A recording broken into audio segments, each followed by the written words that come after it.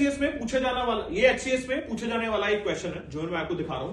And what is the question? It is with respect to the elections of the office of the president of India is held in accordance with the system of proportionate representation by means of single transferable vote. अब यहां पर आप miss करेंगे हमेशा इस चीज को. आपको क्या ध्यान रखना है?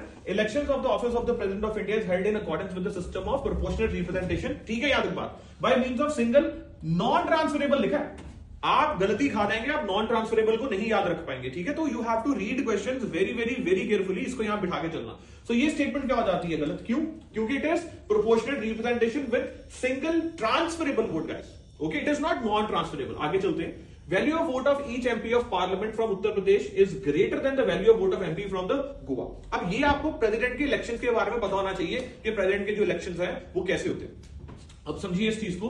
ये तो एक बहुत लंबा कॉन्सेप्ट है. टोटल आधा घंटा आपको सिर्फ इलेक्शन समझाने में लग जाएगा. वो भी हम एक सेपरेट वीडियो में जरूर कर लेंगे. एनीवे मैंने हमारे चैनल के ऊपर ये वीडियो डाली हुई है. Value of vote of member of parliament from Uttar Pradesh is greater than the value of the vote of MP from Goa. No, value of vote of MP जो होती है वो क्या रहती है? It remains same. याद रखिएगा इस बात को. Value of vote of MP जो है वो क्या रहती है? It remains same. लेकिन फर्क कहां रहता है? फर्क आपको नजर आएगा एमएलए के वोट.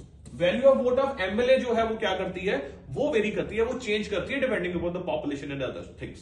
सो ये भी स्टेटमेंट आपकी क्या होगी? गलत, बिकॉज यहां पर एमपी की वोट बोल रहे हैं कि अलग होगी ना. एमपी की वोट अलग नहीं होगी. तीसरा, electors can not use the provision of NOTA in the election of the president. ये बात ठीक है, नोटा का प्रोविजन नहीं होता. देन चौथा is provision of anti defection law are not applicable in presidential elections. ये भी बात ठीक है. सो पूछा जा रहा है कितनी स्टेटमेंट, कौन कौन सी स्टेटमेंट यहां पर करेक्ट है. So third and fourth correct.